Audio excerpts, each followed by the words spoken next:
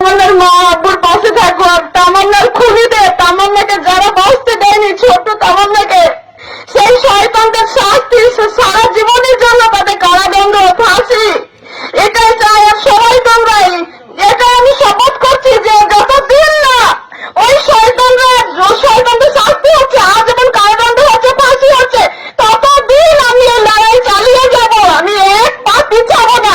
সবাই তোমরা পাশে থেকো। তামান্নার মায়ের সবাই পাশে আছে।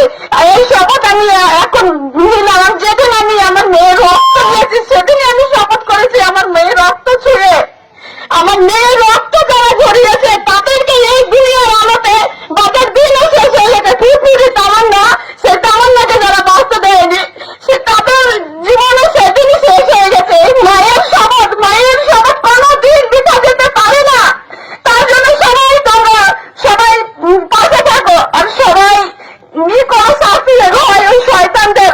এই মোলামকে যে বোমা, পিস্তল, পুলিশকে এত বলা হয়েছিল, পুলিশে কোনো কিছু উদ্ধার করছে না। এখন পর্যন্ত পুলিশে কিছু উদ্ধার করছে না যে আরেকটু কর্তব্য পালন করবে, যে কোথায় বোমা, পিস্তল এবারই এমন করে বাগানে এখানে রেখেছে যে যে কোনো যে কেউ, আমাদের এটা গ্রাম, পল্লী গ্রাম, বাগানে যেতে পারে, বাথরুম করতে এখানে ওখানে যেতে পারে। ওখানে কিন্তু আবারও তামান্না মরে যেতেই পারতো।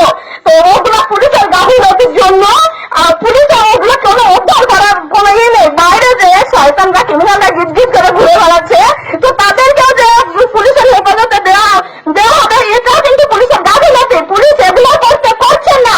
মুখ্যমন্ত্রী ওদের হাত পাতাতে রেখেছে। মুখ্যমন্ত্রী ওদের মাথা থেকে হাত সরিয়ে ওদেরকে একটু ওদের ডিউটি, কর্তব্য পালন করতে দেন।